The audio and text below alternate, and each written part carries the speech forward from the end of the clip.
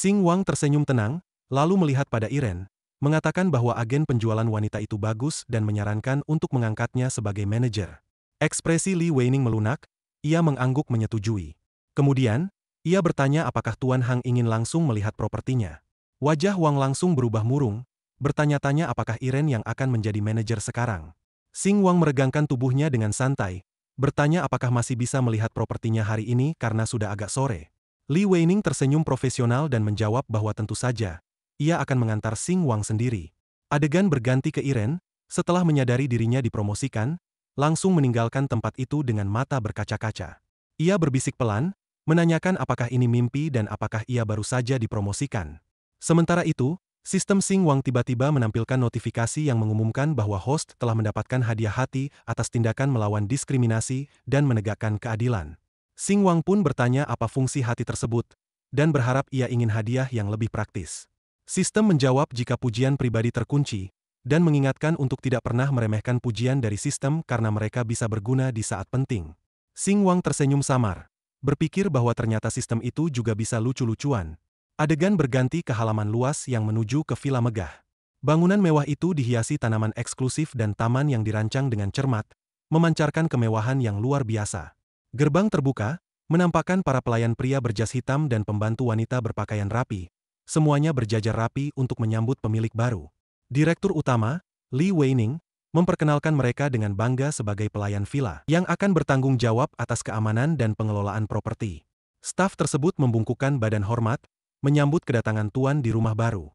Sambil berjalan di samping Xing Wang, Li Weining melanjutkan penjelasannya, mengundang Tuan Hang masuk, dan berjanji akan segera mengatur sistem pengenalan gerbang otomatis untuknya. Seorang pelayan menyerahkan dokumen kepada Li, yang kemudian diserahkan ke Xing Wang. Li Weining memberitahu Xing Wang bahwa itulah sertifikat kepemilikan dan dokumen lainnya, memintanya untuk memeriksanya. Xing Wang menerima dokumen itu, wajahnya sulit menyembunyikan kegembiraan. Ia mengatakan bahwa rumah mewah senilai 300 juta yuan itu adalah hal yang luar biasa, dan sebagai petani desa yang belum pernah melihat rumah secanggih itu, ia harus teliti betul. Ia membuka kotak dokumen dan melihat sertifikat warna merah cerah di dalamnya. Mengangkatnya, ia terpesona, mengatakan bahwa sertifikat itu terasa sangat premium. Ia meletakkan kembali sertifikat itu dan berkata dengan santai penuh percaya diri agar mereka melanjutkan. Li Weining sempat terdiam sesaat, mengusap keringat di dahinya, berpikir bahwa Xing Wang benar-benar seorang taipan, rumah 300 juta yuan, tapi bahkan tidak repot-repot mengecek suratnya. Ia menunjuk sebuah villa besar yang indah, mempersilakan Tuan Hang untuk mendahului dengan sopan. Xing Wang berjalan santai, tangan tetap di saku celana. Li Weining mengiringi di sampingnya sambil menjelaskan bahwa mereka menggunakan desainer taman terkenal untuk area taman pribadi, dan interior villa didesain oleh desainer internasional. Sambil melihat-lihat villa, ia berpikir dalam hati bahwa bos kaya yang rendah hati seperti ini pasti pewaris rahasia dari keluarga besar, dan ia pasti berusaha tidak menarik perhatian. Xing Wang memandang lingkungan sekeliling, mengatakan bahwa lanskapnya memang bagus. Tapi kalau mempertimbangkan selera orang tua, mungkin butuh lahan sayuran untuk ditanami kubis dan terong, mereka pasti senang. Matanya beralih ke taman air di dekatnya, mengatakan bahwa wajar saja disebut hunian elit, karena tempat itu cocok untuk tanam kacang panjang dan labu pahit. Li Weining, yang melihat ekspresi Xing Wang yang terlihat dalam pikiran, memanggilnya, menanyakan apakah ada yang kurang sesuai, dan menawarkan untuk menghubungi tim desain untuk mengubah sesuai permintaan. Xing Wang menggosok dagunya dan menjawab bahwa ia akan memikirkannya nanti, karena memang butuh direnovasi ulang. Terlalu banyak ornamen yang tidak praktis, dan orang tuanya tidak akan nyaman. Tepat saat itu, notifikasi sistem kembali muncul, mengumumkan bahwa ego terdeteksi. Tujuan utamanya adalah menemukan 3 alasan tidak suka pada villa 300 juta yuan, hanya dalam waktu 1 menit. Hadiahnya adalah 99.999 poin bonus, dan keterampilan baru akan terbuka.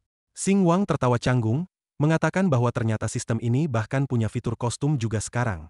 Sistem menjawab dengan gaya ringan, bahwa ketika hidup tuan rumah naik tingkat, sistem juga ikut berkembang. Li Weining, yang menafsirkan sikap Xing Wang sebagai sikap bijaksana, tersenyum dan mengatakan bahwa pembelian Xing Wang telah menjadikan distrik itu sebagai permata utama. Di usia muda seperti ini, masa depan Xing Wang benar-benar cerah.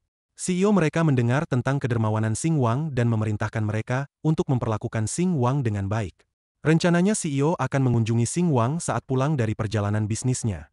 Mendengar saran direktur umum itu, Xing Wang melirik sekilas dan menjawab santai bahwa tidak perlu repot-repot, ia bukan orang yang suka boros, jadi tidak usah dibuat heboh. Li Weining tersenyum lembut, menyembunyikan pergolakan pikirannya. Ia mengatakan bahwa itu adalah tugas mereka, dan mereka berharap bisa terus mendapat dukungan Xing Wang di masa depan. Namun dalam hati, ia terus memikirkan hal yang sama. Bagaimana seseorang bisa menghabiskan ribuan dolar dengan santai, menyebut 300 juta yuan sebagai tidak besar? Keluarga macam apa yang dimiliki orang ini? Dengan tenang, keduanya berjalan menuju pintu masuk villa. Li Weining membukakan pintu dengan hormat. Ia memberitahu Tuan Hang bahwa mereka sudah sampai dan mempersilakan masuk. Tanpa ragu, Xing Wang melangkah masuk, ekspresinya tetap tenang dan percaya diri. Sementara itu, di sebuah villa mewah tak jauh dari sana, seorang wanita cantik duduk di depan cerminnya. Ia berhenti sejenak dan bertanya kepada Paman Zhang, siapa yang membeli villa hari itu? Pria tua di sampingnya menjawab bahwa seorang pemuda bernama Hang, usianya sekitar awal 20-an. Tangannya terhenti di tengah gerakan, ia menatap refleksi pria tua itu dengan terkejut, menanyakan apakah usianya 20-an. Paman Zhang mengangguk, membenarkan bahwa ia sangat muda. Kemudian bertanya apakah mereka harus menyelidiki latar belakangnya. Wanita itu menutup matanya sejenak, lalu menghela napas perlahan. Sebuah senyum samar terbentuk di wajahnya. Ia mengatakan tidak perlu, karena orang yang bisa membeli villa senilai 300 juta yuan dengan santai pasti bukan orang biasa. Jika mereka ingin menyelidiki, dia pasti akan tahu. Lebih baik mereka tidak menyinggungnya. Dengan anggun, ia bangkit berdiri, menyuruh untuk mencari hadiah yang pantas dan mengatakan bahwa nanti mereka akan mengunjunginya. Paman Zhang membungkukkan badan dalam-dalam, menjawab setuju. 3 bulan telah berlalu, dan tiba saatnya peresmian perusahaan Xing Wang. Berdiri dengan percaya diri di hadapan seluruh karyawan, Hang Xing Wang menyatakan bahwa setelah 3 bulan persiapan, Dujun Media akhirnya resmi dibuka. Ia sangat menghargai kerja keras Direktur Hao yang telah melatih semua orang selama 3 bulan terakhir, dan berharap semua karyawan berusaha sebaik mungkin untuk membalas usahanya agar tidak mengecewakan beliau. Ruangan pun dipenuhi sorak-sorai dan semangat antusiasme. Xing Wang dan Hao Wen saling bertukar pandang penuh makna. Sama-sama mengenang betapa jauh mereka sudah melangkah. Mereka teringat pada 3 bulan lalu, saat Hao Wen masih bingung, mempertanyakan kewajibannya untuk siaran langsung dan melatih bakat baru.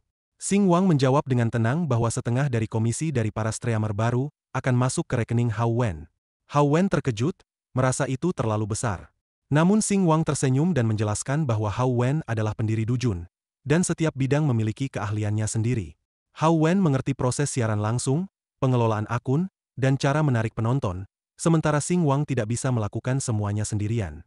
Tentu saja, begitu perusahaan stabil, Hao Wen juga boleh kembali ke lapangan jika ia mau. Hao Wen mengangguk mantap, mengungkapkan keinginannya untuk tetap bekerja di balik layar, penuh tekad. Sementara itu, di kantor mantan bosnya, suasana sangat berbeda. Ia menatap ponsel dengan tatapan sinis, menggumamkan tentang Dujun Media yang mendaftarkan para streamer seperti sedang bagi-bagi hadiah. Ia mempertanyakan era apa ini, di mana orang yang baru mulai dari nol malah membuka perusahaan siaran langsung tepat di seberang kantornya. Apakah ini sebuah tantangan? Belum sempat ia bertindak lebih lanjut, dia menyambut kepulangan kakaknya dari perjalanan bisnis dan menanyakan kabar kakak iparnya. Sikapnya langsung berubah, kekerasannya lenyap, diganti sikap manis menjilat-jilat. Ia memberitahu sepupunya bahwa itu waktu yang tepat, karena ia sedang merancang cara menghadapi Dujun Media. Sepupunya pun menegaskan bahwa aturan lama tetap berlaku, ajaran mereka adalah pelajaran, dan mereka akan membuat Dujun Media tahu siapa bos sebenarnya di industri siaran langsung. Pada saat bersamaan, di kantor Dujun Media, Xing Wang duduk di ruang kerjanya, tampak frustrasi melihat tumpukan desain. Ia merasa semua desainer itu hanya peduli gaya, isinya kosong, padahal villa 300 juta yuan miliknya haruslah megah dan kreatif. Ketukan pintu mengganggu pikirannya. Hao Wen masuk, menggenggam ponsel erat-erat, suaranya penuh kecemasan. Ia memberitahu bahwa para pembawa acara mereka menerima undangan PK dari Meo Group. Semuanya memiliki minimal 1 juta penggemar. Dan mereka semua menargetkan pembawa acara di bidang yang sama dengan mereka. Ia menjulurkan ponselnya, menunjukkan grup kerja yang berisikan keluhan para streamernya tentang undangan PK tersebut. Xing Wang hanya berkata jika itu adalah trik lama mereka.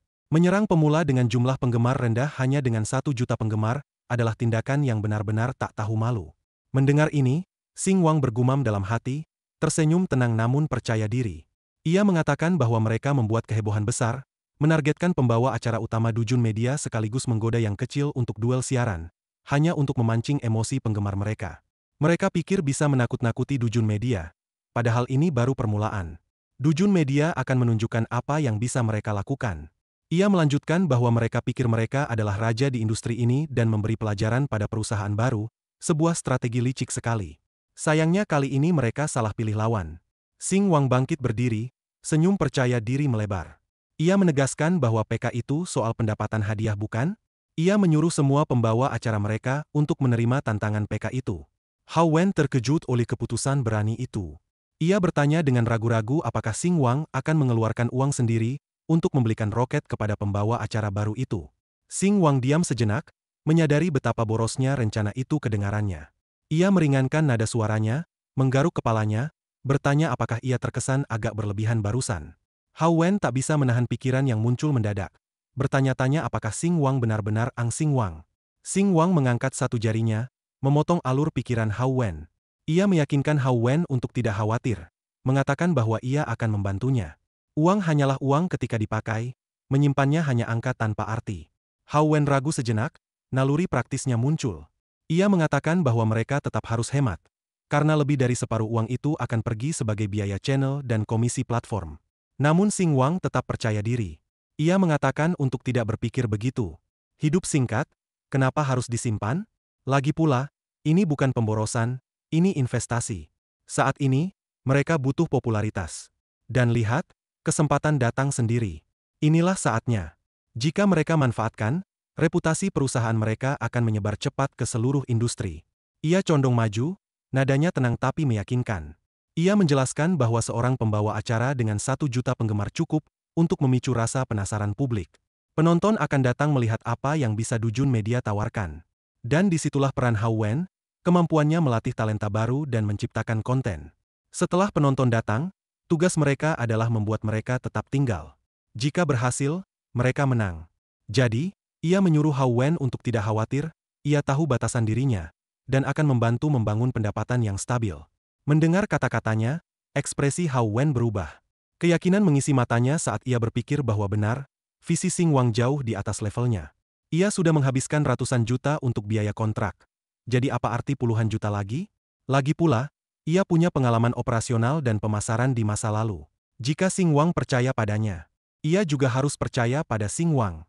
Beberapa saat kemudian, di studio siaran langsung Dujun, suasana tegang. Salah satu pembawa acara gelisah, bertanya kepada Hao Wen apa yang harus mereka lakukan. Karena jika mereka menerima tantangan PK ini, pasti mereka akan kalah. Hao Wen menghirup napas dalam-dalam, lalu menjawab tegas agar mereka menerimanya. Di kantor Dujun Media, notifikasi muncul di layar yang mengumumkan bahwa pertandingan PK antara Meo Group dan Dujun telah dimulai. Saat pertandingan dimulai, pembawa acara Meo Group sudah tersenyum lebar, menerima deretan hadiah mewah. Ia terus mengucapkan terima kasih banyak dengan sombong, tenggelam dalam banjir hadiah. Sementara itu, ponsel Xing Wang berdering dengan pesan grup. Pesan itu mengatakan apakah ia mendengar, Dujun Media melawan Meo Group. Dujun hanya melemparkan kerikil ke gunung, cuma meniru gaya Meo Group, tanpa orisinalitas, dan menyuruh mereka semua untuk menjadi badut saja. Komentar di siaran Dujun juga tak kalah kejam. Penonton datang cuma untuk menghina mereka. Mereka menyuruh untuk melihat bagaimana bos Meo Group menghancurkan tim pemula ini, dan menyuruh bos untuk keluar dan mengajari mereka. Xing Wang meletakkan ponsel dengan tenang, wajahnya tak terpengaruh oleh kebisingan di sekelilingnya. Sementara dunia maya ramai, pikirannya justru melayang pada hal lain. Ia berpikir apakah ia harus membeli set furnitur kayu jati atau gaya vintage Prancis. Itu benar-benar dilema serius. Pikirannya buyar saat Hao Wen masuk ke kantor, ekspresinya campuran frustrasi dan kekhawatiran. Ia memberitahu bahwa hasil voting di PK hancur total. Mereka datang dengan persiapan lengkap. Para donatur besar fokus pada voting hari ini. Di pihak Dujun Media, segalanya sudah siap. Rekening sudah aktif, dana sudah masuk. Ia bertanya kapan mereka mulai. Xing Wang tersenyum, aura tenang mengelilinginya, tangannya melambai santai. Ia mengatakan bahwa tidak perlu buru-buru, waktunya belum pas. Biarkan mereka beristirahat dulu, kumpulkan tenaga.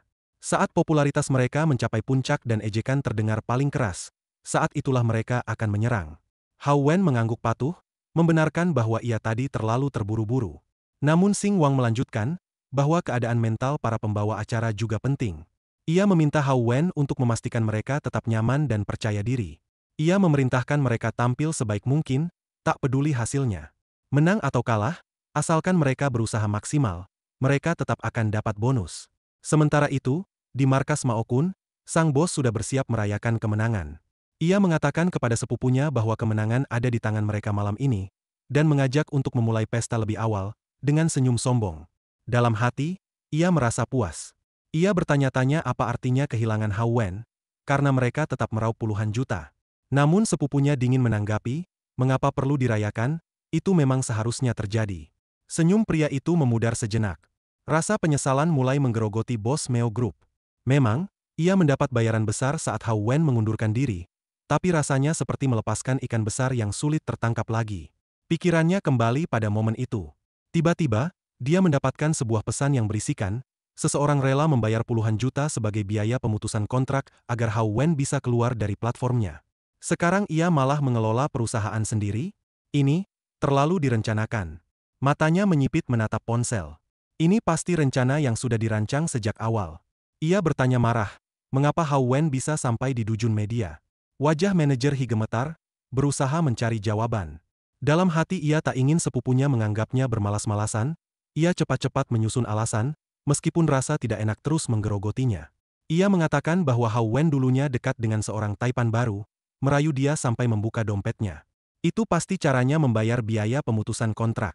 Ia pasti membawa puluhan juta uang, lalu sombong mengira bisa naik menjadi bos. Sepupunya mempertimbangkan penjelasan itu, mengangguk, lalu mengatakan untuk memastikan situasi tetap terkendali dan harus menang hari ini. Tepat saat itu, seorang karyawan masuk dengan panik. Ia memberitahu bosnya bahwa ini buruk, ruang siaran langsung dujun sedang diserbu roket dan kapal pesiar. Wajah bosnya memucat. Sepupunya mulai berspekulasi dengan nada panik. Ia merasa ada yang tidak wajar, menduga bahwa para pesaing mereka telah memanipulasi jumlah penonton secara tidak sah. Ia mengingatkan bahwa mereka sendiri telah menghasilkan lebih dari 30 juta dalam pendapatan, angka yang luar biasa. Sulit dibayangkan, menurutnya, ada seseorang yang rela menghabiskan jumlah sebesar itu hanya untuk memberi tip pada seorang streamer, bahkan jika orang tersebut dikenal boros sekalipun. Namun tanggapan dari bosnya tidak sejalan. Dengan nada yang lebih emosional, ia menegaskan bahwa mereka tidak boleh kalah, apapun yang terjadi. Ketegangan terasa, namun suasana sedikit mencair ketika pria itu mencoba menenangkan, mengatakan bahwa ini hanyalah satu gelombang, sebuah fase sementara yang tak perlu dikhawatirkan terlalu dalam. Namun, detik berikutnya, asistennya yang gemetar buru-buru menambahkan bahwa ini bukan hanya satu kali hadiah.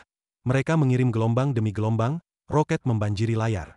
Keduanya menatap layar HP, tak percaya, saat notifikasi terus mengalir deras. Sepupunya meledak marah, dan meminta sepupunya untuk segera menghancurkan mereka. Di kantor Xinguang, Hao Wen berdiri mematung, menyaksikan kekacauan yang terjadi. Setiap beberapa detik, Xinguang dengan tenang mengetuk ponselnya, mengirim roket ke para streamer. Sistem pun memberikan hadiah atas tindakan tersebut, mengucapkan selamat kepada tuan rumah yang begitu murah hati dalam membelanjakan uang. Hadiah sebesar 5 juta yuan, 888.888 yuan, 99.999.999 yuan, dan 66.666 yuan terus mengalir. Siaran langsung itu menjadi sebuah pertunjukan spektakuler. Pemberitahuan datang begitu cepat hingga sistem hampir tidak bisa mengimbanginya. Akhirnya, Hao Wen tidak bisa menahan diri lagi, bertanya mengapa harus mengirim hadiah sebanyak ini padahal pertandingan sudah dimenangkan. Ia merasa bahwa ini bukan hanya sekadar kaya, tapi juga gila. Xinguang tersenyum samar, tak tergoyahkan. Ia mengetukkan ponselnya terakhir kali dan mengirim 5.000 roket. Ia bersandar ke belakang, tertawa pelan, mengatakan bahwa mereka belum pernah melihat uang yang sesungguhnya dan akan menunjukkan kepada mereka sekarang. Hao Wen memandang layar, benar-benar tidak bisa berkata-kata. Senyuman Xinguang semakin melebar. Ia mengingatkan tujuan mereka, bahwa mereka di sini untuk menjadi tak tergoyahkan dan menjadi yang teratas, tak terkalahkan oleh siapapun. Ia menyuruh Hao Wen untuk meningkatkan semangat kepada timnya dan tidak lupa juga mengingatkan para streamer Meo Group untuk mengganti nama mereka. Hao Wen mengangguk singkat, lalu pergi menjalankan perintahnya. Saat semua sudah selesai, Xinguang dengan santai mengambil tabletnya. Akhirnya, ia menemukan desain yang disukai, itulah rumah impiannya. Ia melupakan pilihan kayu jati atau gaya vintage Prancis karena gaya ini sempurna.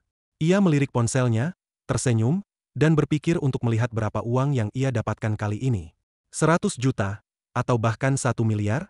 Ia tertawa, menyadari bahwa seperti yang diharapkan dari sistem ini, semakin banyak ia keluarkan, semakin banyak pula yang ia dapatkan. Di berbagai perusahaan media besar, kekacauan meletus. Para eksekutif memberikan perintah keras, menginginkan semua informasi tentang Dujun Media dalam 1 menit. Mereka bertanya siapa yang mendukung Dujun Media dan bagaimana mereka bisa bertindak begitu cepat, menyatakan bahwa mereka perlu memantau perusahaan ini secara dekat. Di seluruh industri, semua orang terkejut. Kenaikan meteorik Dujun Media telah mengguncang dunia live streaming sampai ke akarnya. Kegiatan heboh di kalangan media sangat terasa. Seorang pemimpin redaksi memerintahkan untuk segera mewawancarai Dujun Media, dan telah menyiapkan judul utama, mengguncang fondasi, pergantian generasi antara perusahaan lama dan baru. Ia menyuruh untuk menggunakan judul itu saja. Sementara itu, di platform live streaming, manajemen sibuk. Rapat darurat sedang berlangsung. Direktur platform mengatakan bahwa dalam semalam, mereka menciptakan keajaiban. Pertumbuhan rata-rata jumlah penggemar streamer mereka lebih dari 2 juta, dan ini adalah terobosan terbesar sejak platform diluncurkan. Ia memerintahkan untuk segera menghubungi perusahaan ini karena ingin bernegosiasi langsung dengan mereka. Di kantor Dujun Media, siaran langsung untuk para streamer cantik sedang berakhir. Suara manis para gadis mengisi udara, mengucapkan terima kasih kepada semuanya atas hadiah dan cinta mereka. Berkat mereka, bahkan streamer kecil seperti mereka bisa merasa didukung. Setelah alat dimatikan, para gadis menghela napas lega.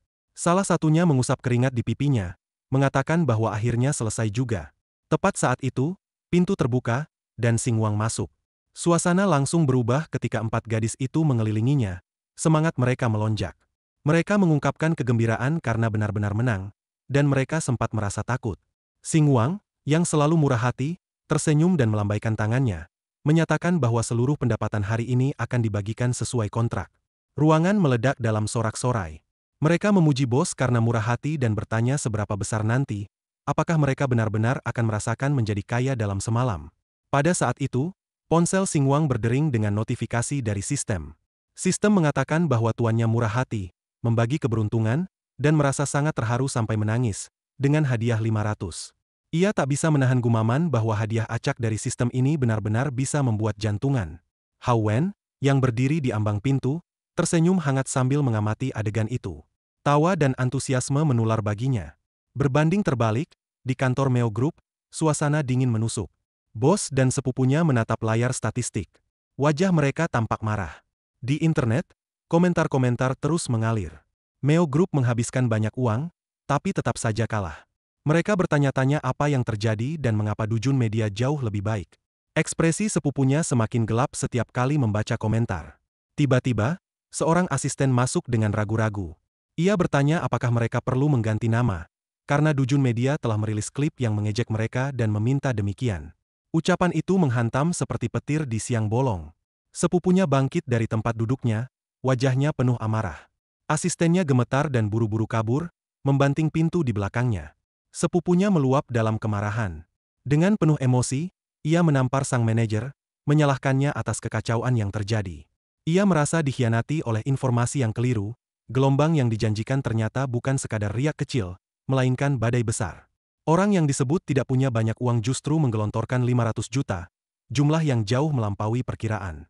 Nama Meo Group pun tercoreng di muka publik, menjadi bahan tertawaan dan cemoohan.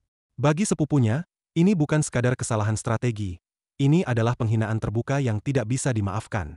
Sementara itu, sang manajer hanya bisa terduduk lemah di lantai. Suaranya pelan, nyaris tenggelam oleh emosi yang memenuhi ruangan. Ia mencoba membela diri, menyebut bahwa setidaknya mereka masih mendapat uang dari semua ini, meski harga yang dibayar jauh lebih mahal dari sekadar kerugian materi. Ruangan sunyi sejenak sebelum ekspresi sepupunya menjadi semakin gelap. Suaranya dingin seperti es, menyuruh managernya untuk mengulangi lagi kata-katanya. Ponselnya terjatuh dari tangan yang bergetar, layarnya masih memutar klip dari pertandingan PK yang gagal. Sepupu itu kembali duduk, merenungkan bagaimana sponsor begitu menyukai Hao Wen dan ingin mendukungnya, sehingga jika Hao Wen masih berada di perusahaan mereka, semua uang itu pasti akan masuk ke kantong mereka. Manajer yang merasakan sakit di pipinya membantah, berargumen bahwa Xingwang sebelumnya tampak seperti pecundang miskin. Dengan marah, sepupu itu menunjuk dan membalas, mengingatkan bahwa roda keberuntungan terus berputar dan jangan pernah meremehkan orang miskin. Ia juga menyalahkan kebutaan manajer yang tidak mampu melihat bahwa Xingwang sebenarnya adalah orang kaya raya dan terpandang.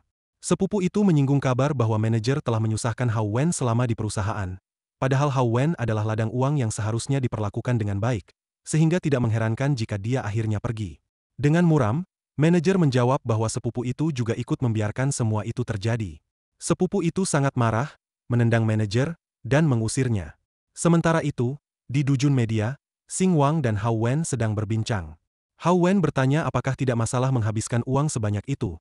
Setelah menghitung bahwa dari 5 miliar, mereka bisa mendapatkan 1,8 miliar yuan, dan setelah membagi beberapa puluh juta yuan kepada para streamer gelombang kali ini. Belum sempat Hao Wen menyelesaikan kalimatnya, Xing Wang menyela, mengatakan bahwa mereka sebenarnya tidak menghabiskan uang sebanyak itu.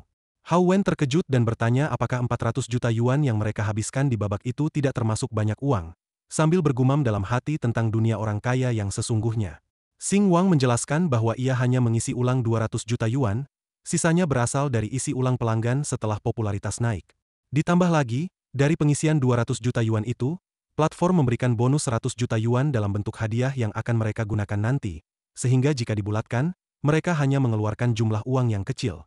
Hao Wen merasa heran dan bergumam dalam hati tentang cara membulatkan angka semacam itu, dan betapa tidak terduganya ada hari di mana ia mendengar Xing Wang berkata 200 juta yuan bukanlah uang yang banyak. Xing Wang melanjutkan, singkatnya, ini bisa disebut mengorbankan satu hal untuk mendapatkan 10.000 kalinya. Ia juga menanyakan apakah Hao Wen melihat pemberitaan media, di mana perusahaan lain menghabiskan banyak waktu dan sumber daya hanya untuk mempromosikan satu streamer top. Mereka, di sisi lain, mempromosikan lebih dari selusin streamer top dalam satu malam, mengalahkan banyak perusahaan lain yang juga mengeluarkan banyak uang pada saat itu. Kemudian, ia berkata di depan Hao Wen bahwa masa depannya akan bersinar cerah dan berterima kasih atas kerja keras Hao Wen dalam melatih para streamer baru yang bisa menangkap peluang itu. Ia juga menyinggung pepatah tentang kesuksesan yang melahirkan kesuksesan. Saat seseorang menjadi terkenal, orang-orang secara alami mulai menemukan dan mengapresiasi kelebihan mereka, menciptakan efek umpan balik positif. Xing Wang dengan semangat menyatakan bahwa jalan mereka untuk naik ke atas akan jauh lebih mudah di masa depan.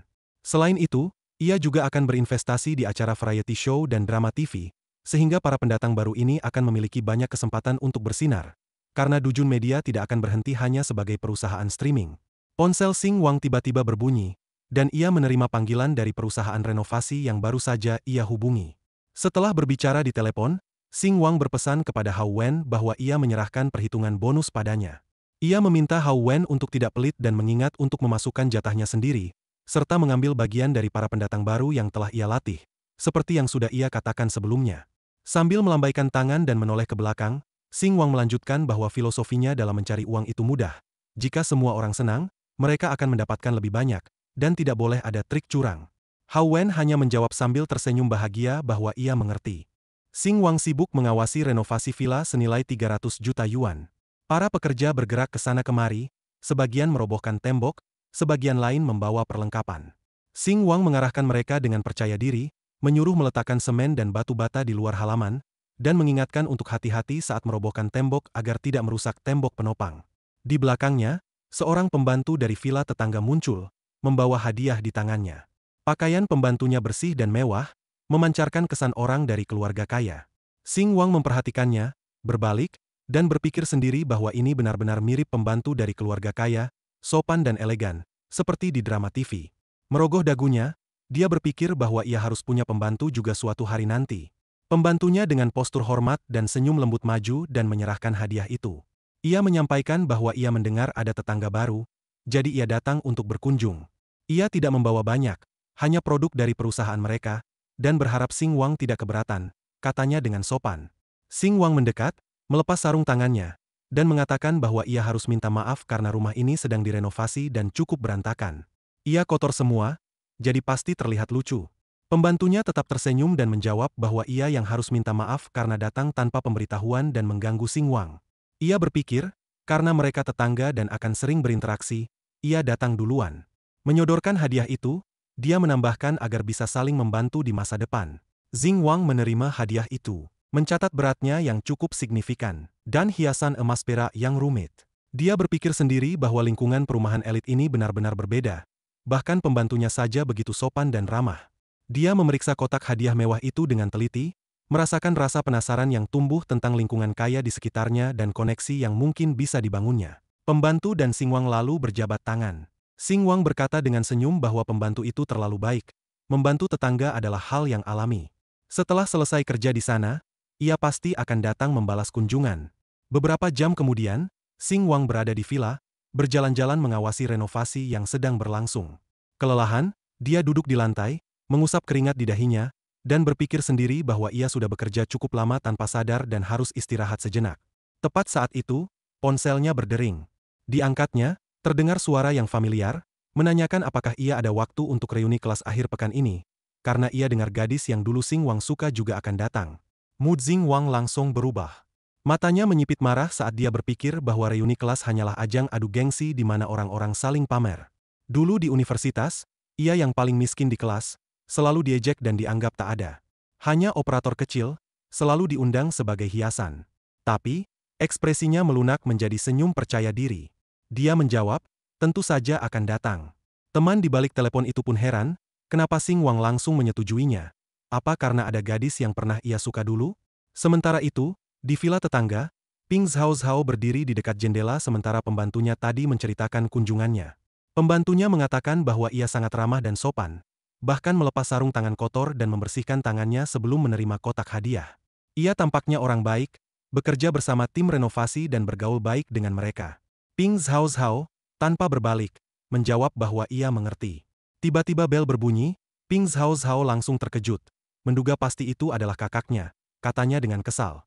Kemudian, pasangan percaya diri berjalan masuk dan berpegangan tangan erat. Ping Zhao Zhao mengerutkan dahi saat mereka mendekat, mengatakan bahwa ia sudah berkali-kali bilang jangan membawa orang ke sana, katanya dingin.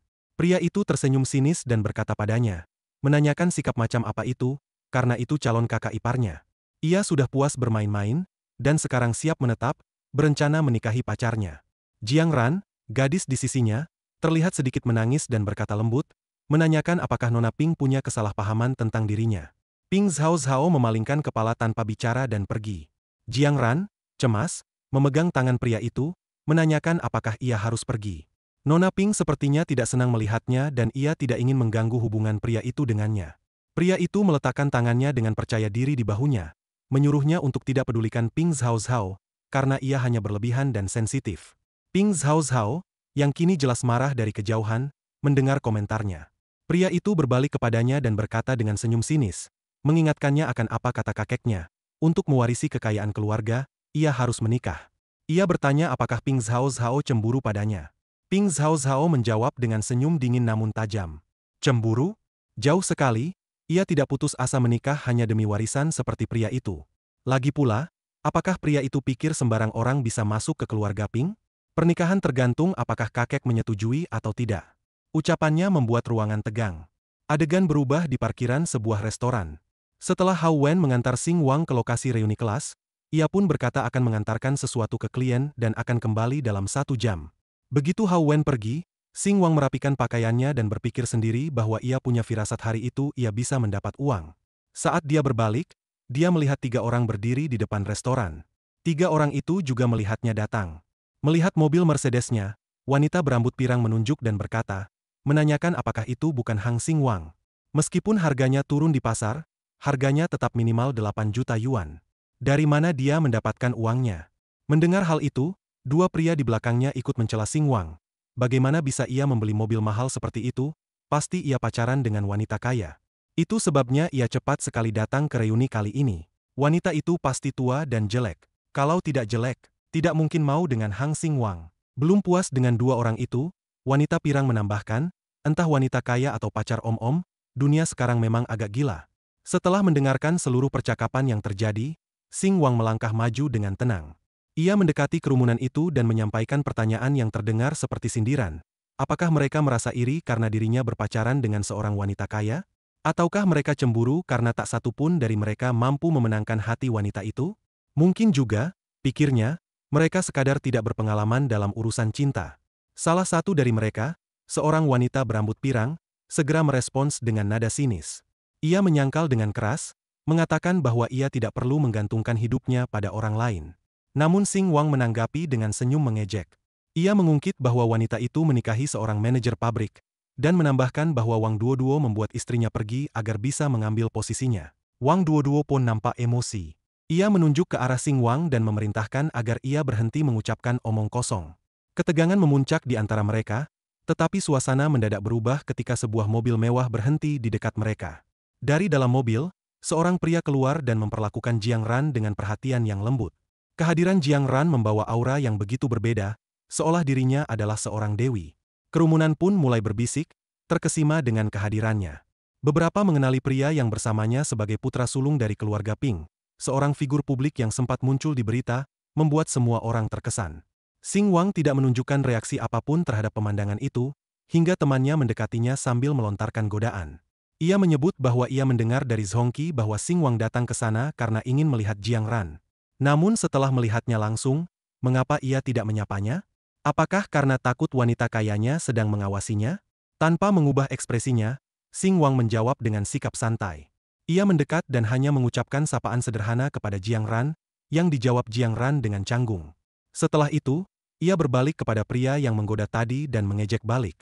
Ia mengatakan bahwa wanita kayanya tidak sedang mengawasinya, dan ia sudah menyapa Jiang Ran. Jadi sekarang apa? Ia menyarankan mereka agar kembali melanjutkan obrolan kosong mereka, sementara dirinya akan mencari tempat duduk di dalam. Dengan gaya yang santai, Xing Wang pun meninggalkan mereka, dan melangkah masuk. Di belakangnya, kerumunan terus membicarakan dirinya. Ada yang mencibir bahwa dia hanyalah seekor kodok yang menginginkan daging angsa, dan karena sadar tak bisa memilikinya, ia pergi dengan rasa malu. Yang lain menimpali dengan sinis, mengatakan bahwa Xing Wang seharusnya berkaca dulu sebelum membandingkan dirinya dengan putra sulung keluarga Ping. Namun Jiang Ran tidak memberikan tanggapan terhadap ejekan yang diarahkan kepada Xing Wang. Ia hanya fokus mengantar pacarnya kembali ke mobil. Sebelum pergi, pacarnya meminta agar Jiang Ran memberitahunya ketika acara makan selesai, agar ia bisa menjemput. Jiang Ran pun membalas dengan lembut, menyuruhnya untuk berkendara dengan hati-hati. Segera setelah kepergian pacarnya, Jiang Ran dihampiri 3 temannya yang melontarkan pujian. Mereka semua mengakui iri pada kekuatan hubungannya dan penasaran kapan ia akan menikah, mengingatkan agar tidak lupa mengirimkan undangan. Kecantikan Jiang Ran pun tak luput dari pujian. Jiang Ran, meskipun dalam hati merasa senang, tetap menunjukkan sikap rendah hati.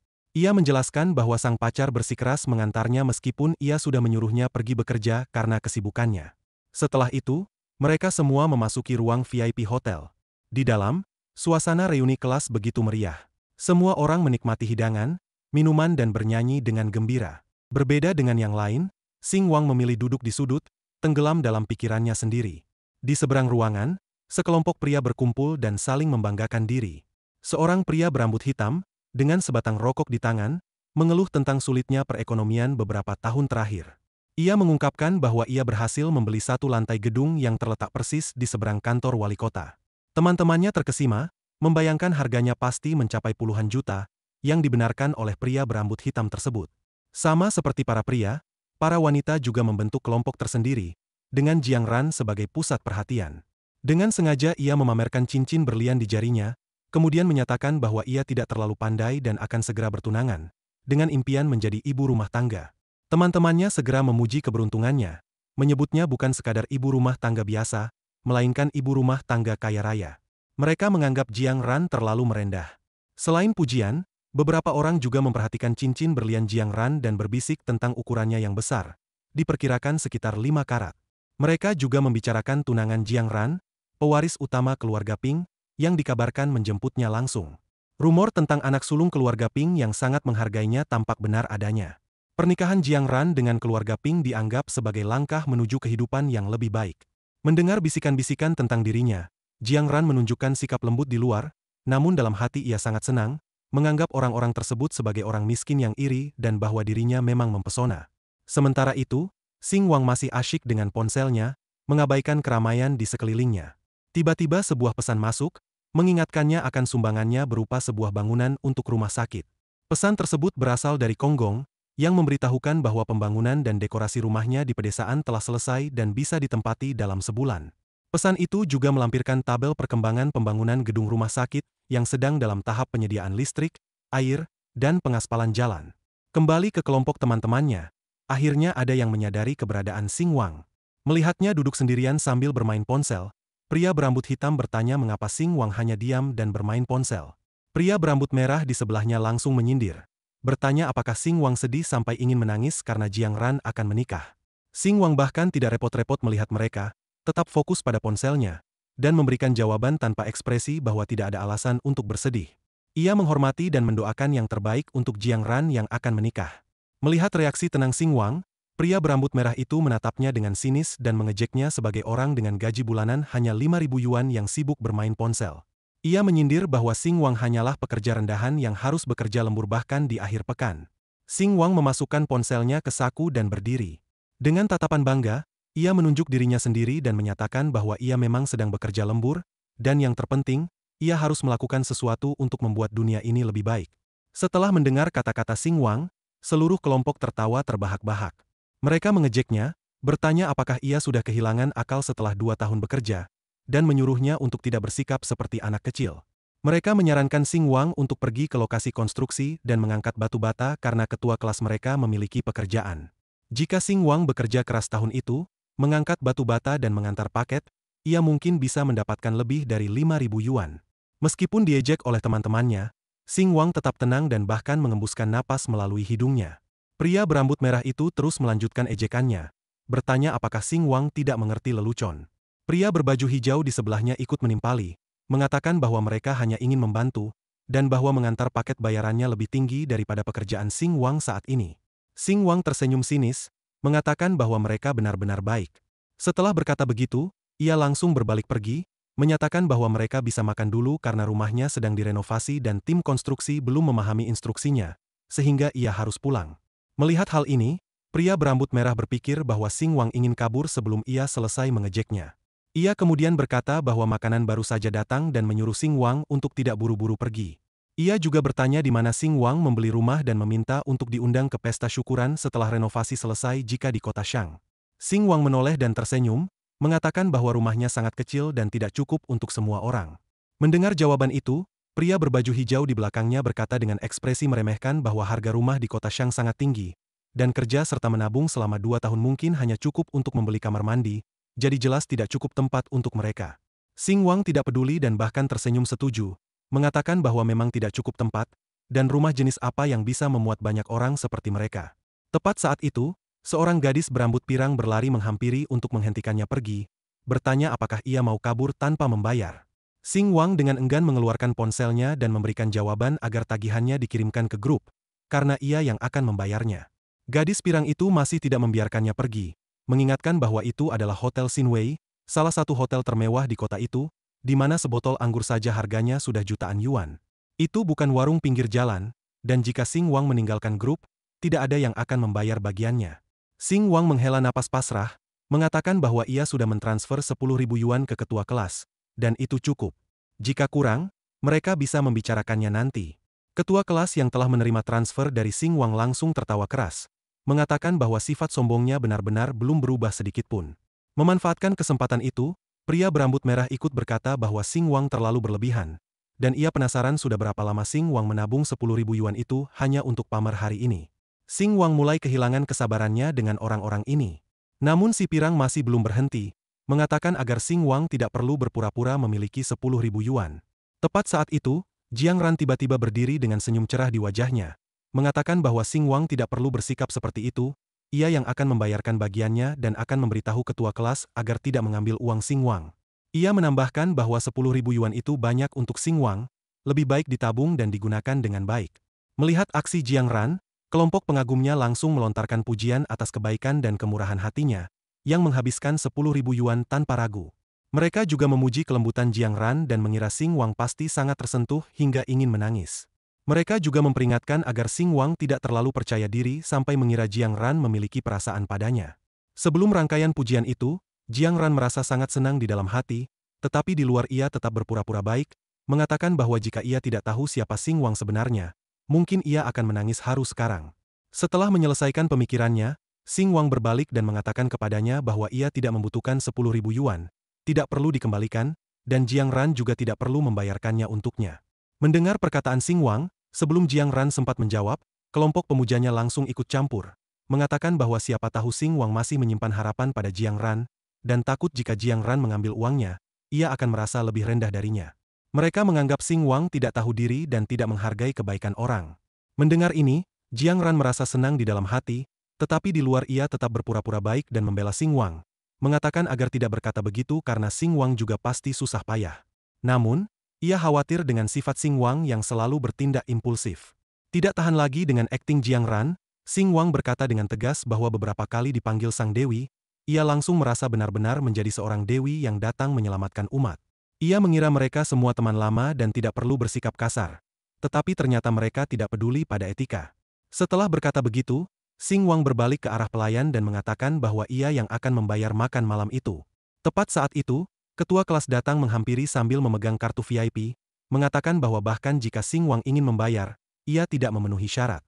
Ia menjelaskan bahwa itu adalah ruang VIP dan hanya tamu VIP yang boleh membayar. Mendengar hal ini, Xing Wang berbalik lagi ke pelayan dan menyuruhnya memanggil bosnya. Ia mengatakan bahwa ia ingin membayar. Dalam situasi ini, pelayan terlihat sedikit ragu, mengatakan bahwa bos mereka sedang sibuk, dan benar bahwa hanya tamu VIP yang boleh membayar. Lalu ketua kelas berkata agar pelayan pergi dan memanggil bosnya, mengatakan bahwa ada tamu VIP yang ingin berbicara. Mendengar ini, pelayan hanya bisa menggaruk kepalanya dan menuruti, mengatakan bahwa ia akan segera memanggilnya. Sambil melirik ke Xing Wang, ketua kelas tersenyum dalam hati, menganggapnya bodoh yang ingin pamer. Beberapa saat kemudian, sesuai pesan pelayan, manajer restoran datang menghampiri mereka. Melihatnya, Xing Wang mendekat dan bertanya apakah untuk makan di ruang VIP, hanya orang dengan kartu VIP yang bisa membayar. Manajer restoran menjawab bahwa itu benar. Xing Wang lalu mengatakan agar dibuatkan kartu untuknya. Mendengar ini, rombongan di belakangnya langsung tertawa terbahak-bahak, bertanya apakah petani desa ini mengira hotel VIP bisa dibeli dengan gratis, dan bahwa seseorang harus menghabiskan minimal 500.000 yuan untuk bisa mendapatkannya. Mereka berbisik ingin melihat bagaimana Xing Wang akan terus berpura-pura, menganggapnya pasti jarang mengunjungi tempat seperti itu. Xing Wang, yang mendengar ejekan tersebut, akhirnya memahami situasi. Ia menyadari bahwa minimal 500.000 yuan diperlukan untuk membuat kartu. Ia lalu menanyakan angka berapapun yang bisa membuat semua orang pergi. Namun manajer restoran dengan tenang menjawab bahwa ini bukan soal uang, karena hotel mereka mengutamakan kenyamanan pelanggan dan tidak akan mengusir siapapun. Kelompok itu tertawa semakin keras, menganggap Xing Wang terlalu banyak menonton film dan mencoba menjadi tokoh utama, hal yang mustahil terjadi di dunia nyata. Tanpa mempedulikan bisikan dari kelompok itu, Xing Wang dengan dingin menyatakan akan membayar 10 juta yuan. Ekspresi manajer restoran yang tadinya tenang mulai berubah. Xing Wang perlahan mendekati meja, duduk, lalu mengambil beberapa hidangan sambil menegaskan bahwa ia tidak lagi membutuhkan kartu VIP, dan 10 juta yuan untuk satu kali makan, ia hanya menginginkan ketenangan.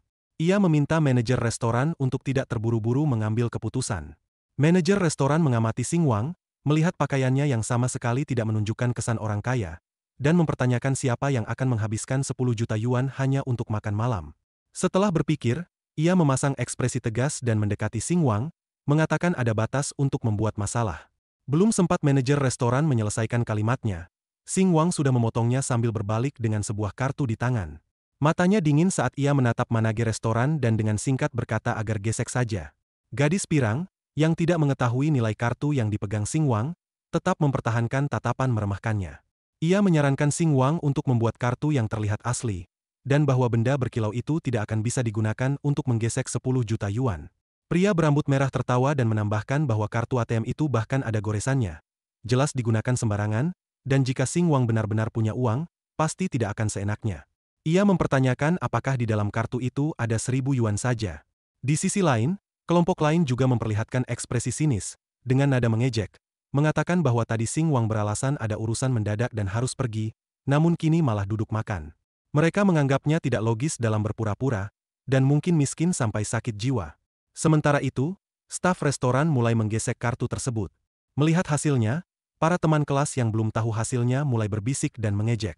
Mereka mengatakan bahwa jika transaksinya gagal, pasti akan sangat memalukan, dan bertanya apakah itu bisa disebut mengganggu ketertiban hotel.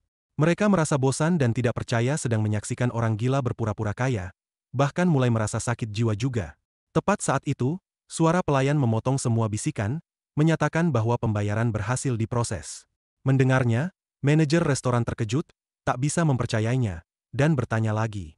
Bukan hanya dia, kelompok yang sebelumnya mengejek Xing Wang kini panik.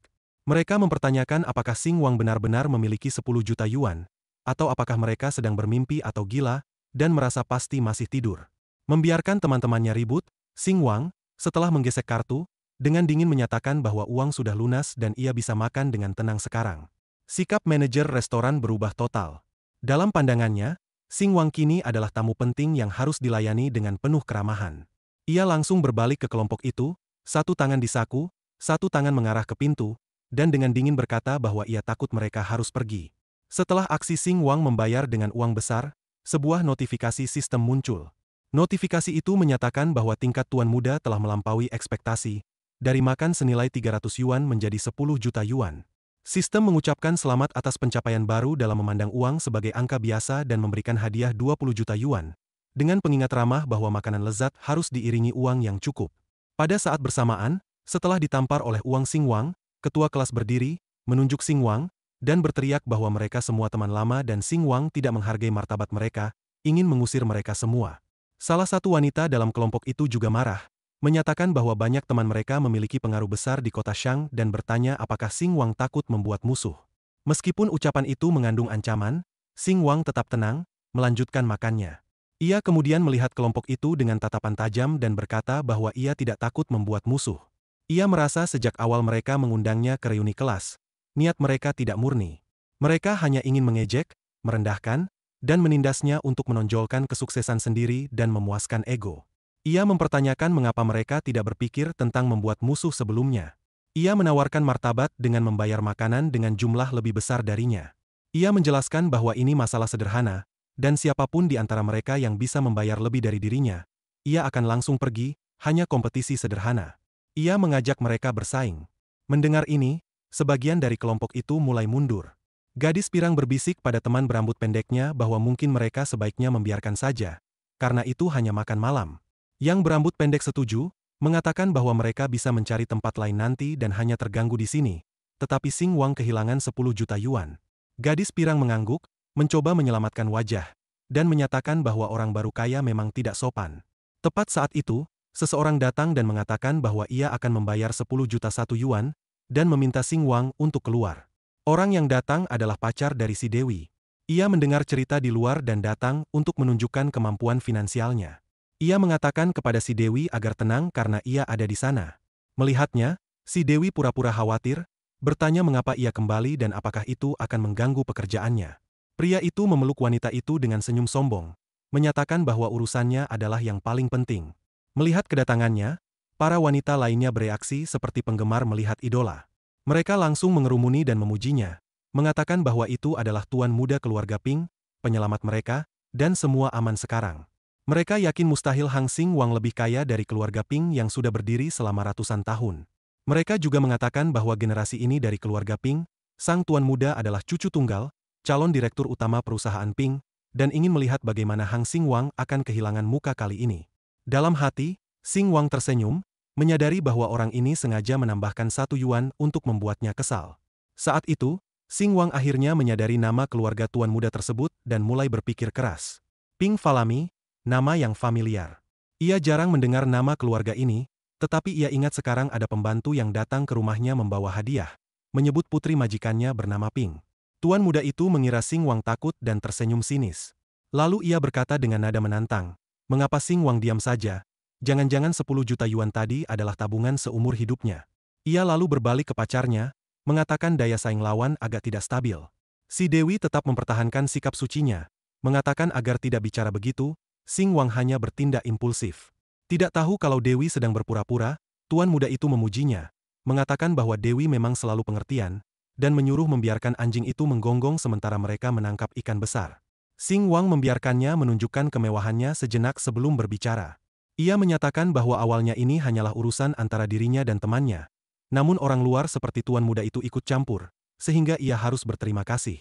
Setelah itu, Xing Wang tersenyum dalam hati, tidak menyangka ada orang yang menghabiskan uang seperti air, apalagi datang sendiri untuk membantunya menghasilkan uang. Selesai berpikir, Xing Wang mengangkat kartunya dan dengan dingin berkata untuk menambah 5 juta yuan lagi. Manajer restoran mendengarnya dan mulai berkeringat deras. Wajahnya memerah.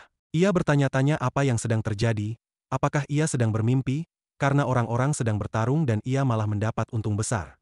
Belum selesai, tuan muda keluarga Ping tetap percaya diri. Ia mengeluarkan kartunya dan mengatakan 15 juta 1 yuan. Mengabaikan tambahan 1 yuan itu, Xing Wang menaikkannya menjadi 20 juta. Mesin kartu baru saja menerima transaksi 20 juta yuan milik Xing Wang, saat tuan muda keluarga Ping menambahkannya menjadi 20 juta 1 yuan. Pada saat bersamaan, sebuah notifikasi sistem muncul dengan antusias, menyatakan bahwa tuan mudanya semakin berkembang, telah menerapkan konsep BK dari live streaming ke dunia nyata, dan memberikan hadiah 50 juta yuan, dengan harapan tuan mudanya terus berjuang, dan bahwa sistem adalah dukungan terkuatnya. Di sisi lain, setelah ditampar oleh Wang Xingwang, pipi si Dewi memerah, matanya penuh dengan kekaguman. Ia merasa telah menikahi orang yang tepat dan tidak perlu susah payah melewati banyak rintangan. Kembali ke Xingwang, ia memperlihatkan ekspresi jijik dan menaikkan harga menjadi 30 juta, mengatakan ia bosan dengan permainan ini. Para penonton masih yakin pada tuan muda keluarga Ping. Wanita berambut hitam berkata agar bos terus lanjutkan dan jangan biarkan orang rendahan itu mengalahkannya. Pria berambut coklat di sebelahnya menambahkan bahwa tentu saja bos akan lanjut, dan Xingwang tidak bisa dibandingkan dengan tuan muda keluarga Ping. Berdiri tepat di belakang pria berambut hitam itu, seseorang berkata bahwa tuan muda Ping, bahkan sedikit uang dari tangannya saja pasti lebih dari 30 juta yuan. Di pihak lain, mendengar angka yang disebut Xingwang dan dorongan dari kelompok itu, ekspresi tuan muda keluarga Ping mulai berubah pucat. Melihat ekspresinya, si Dewi juga mulai gelisah, bertanya-tanya mengapa kekasihnya diam saja, dan jangan sampai kalah karena ia akan sangat malu. Di luar tampak tenang, tapi di dalam, tuan muda keluarga Ping panik, bertanya-tanya apakah orang ini gila karena ini hanya soal makan malam. Ia berpikir dalam hati bahwa ia tadinya ingin berinvestasi di hotel ini, dan setelah menggesek kartu, ia akan membicarakan kepemilikan saham dengan direksi. Memikirkan itu, ekspresinya semakin muram. Masih belum menyebutkan angka baru, ia hanya terus berpikir, 30 juta yuan?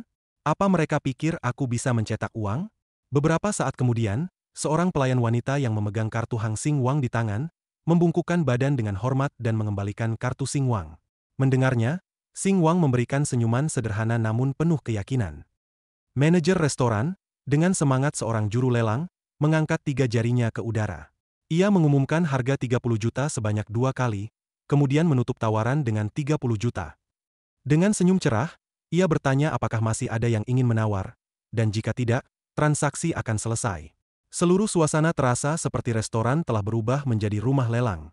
Sang tuan muda, yang beberapa saat lalu begitu sombong, kini menggertakkan giginya, pikirannya kacau. Ia menduga orang-orang miskin itu pasti bukan membelanjakan uang mereka sendiri. Ia juga memikirkan bagaimana Jiang Ran, yang seharusnya menikah dengan keluarganya. Setelah kekacauan ini, bagaimana ia bisa membantunya menyelamatkan muka tanpa mengorbankan reputasi keluarganya. Xingwang, sang protagonis, menoleh ke arah tuan muda dengan senyum sinis dan menanyakan apakah ia tidak akan menawar menjadi 30 juta 1 yuan sekarang. Mendengar ini, ekspresi tuan muda langsung jatuh, dan keringat mulai mengalir dari wajahnya. Namun tiba-tiba, teleponnya berdering. Memanfaatkan kesempatan itu, ia mengangkat teleponnya tanpa melihat Xingwang dan meminta waktu untuk mengangkat panggilan. Xingwang, tetap tenang dan santai, memberi isyarat ke arah meja, mempersilakan tuan muda, sembari mengatakan makanan sudah dingin dan ia akan makan duluan. Sang tuan muda mengangkat telepon dengan ekspresi kesal dan mendecakkan lidah, bertanya ada apa. Di ujung sambungan, saudarinya, gadis yang tadi ada di Menshan, berbicara dengan suara tenang, menanyakan mengapa ia menghabiskan 20 juta 1 yuan untuk investasi di hotel. Mendengar hal ini, kemarahan sang tuan muda semakin meningkat, dan dengan ekspresi marah, ia membentak bahwa itu bukan urusannya dan apakah ada hal lain. Gadis itu, yang sedang berjalan di koridor hotel yang sama, menjawab bahwa ia tidak ingin ikut campur, tetapi kakek yang bertanya. Sang tuan muda membeku dalam kejutan, gagap bertanya apakah kakek memperhatikan 20 juta yuan. Gadis itu, yang kini masuk ke lift hotel, melanjutkan bahwa ia sedang di Hotel Shenwei dan baru saja naik lift, mereka akan bicara secara langsung. Mendengarnya, amarah sang tuan muda meledak. Bergidik karena marah, ia berteriak, apa dia mengikutinya? Sebelum menutup telepon, meskipun masih kesal, ia berpikir dalam hati bahwa jika Ping Zhao Zhao melihat kelemahannya. Namun alur pikirannya terganggu ketika Xingwang memanggilnya, menanyakan apakah panggilannya sudah selesai dan gilirannya untuk menawar. Sang tuan muda membeku, wajahnya memucat saat butiran keringat lain mengalir dari pelipisnya. Ia buru-buru beralih ke teman-teman kelas Xingwang dan dengan panik menyatakan bahwa mereka semua gila. Ia menganggap makanan itu paling mahal 20.000 yuan dan mempertanyakan apakah layak menghabiskan uang sebanyak itu. Ia merasa gila rasanya ikut permainan mereka. Seorang teman kelas Xingwang yang berambut merah, tersenyum sinis dan menyindir bahwa tuan muda Ping seperti itu mencoreng nama keluarga Ping. Mendengar itu, sang tuan muda marah dan membentak. Diam kamu. Siapa kau sampai berani bicara padaku seperti itu? Dari belakang sang tuan muda, manajer mendekat dengan sikap seperti penjual yang suka menjilat. Dengan senyuman mengembang di wajahnya, Ia berkata agar mereka bersikap ramah. Ia kemudian bertanya apakah Tuan Muda Ping menarik diri dari lelang dan meyakinkan bahwa hotel akan mengembalikan sepenuhnya apapun yang telah dibayarkan oleh Tuan Muda Ping karena mereka bekerja dengan niat baik. Meskipun jabatannya tinggi di hotel, ekspresi dan perilakunya hampir seperti penjual jalanan. Ia adalah seorang penjual, haus akan uang. Mendengar ucapan manajer, sang Tuan Muda memandangnya dengan marah dan membentak untuk berkoordinasi dengan sekretarisnya. Manajer tersentak, sempat takut sejenak. Sementara itu, Xing Wang, yang masih duduk, menghela napas dan bergumam, membosankan. Lalu dalam hati ia berpikir, ia kira akan mendapatkan ikan besar dan bisa untung banyak. Ternyata bahkan tidak sebesar hadiah roket super. Wanita berambut pirang panik dan bertanya ke Jiang Ran, memohon agar ia melakukan sesuatu karena mereka akan kehilangan muka. Ia memohon bantuan, tidak ingin melihat semua orang dipermalukan oleh Hang Xing Wang. Ia berpikir dalam hati, ia gila, seharusnya tidak datang ke reuni kelas ini. Lalu memegang tangan sang tuan muda dan menempelkan dadanya. Ia memohon, sayang, banyak orang sedang menonton. Ini sangat memalukan. Sang tuan muda tidak langsung menjawab. Setelah beberapa saat diam, ia tiba-tiba menampar si Dewi palsu di wajah dan berteriak bahwa ia adalah biang masalah dan menyeretnya turun. Ia menyatakan pertunangan mereka batal. Menatap mantan pacarnya, ia menambahkan dengan dingin untuk menjauh darinya sejauh mungkin.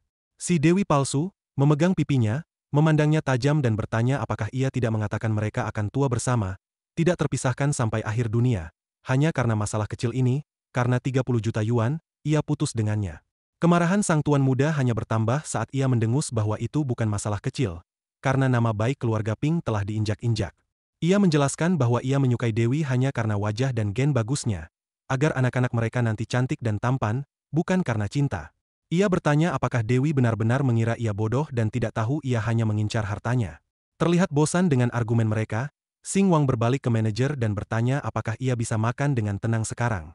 Manajer membungkukkan badan hormat dan menjawab bahwa ia akan segera mengosongkan ruangan untuk memastikan ketenangan Xing Wang. Sang tuan muda menunjuk jari ke arah Xing Wang, marah-marah menuju pintu dan mengatakan agar Xing Wang menunggu saja dan berharap ia cukup beruntung untuk tidak bertemu keluarga Ping di kota Sang.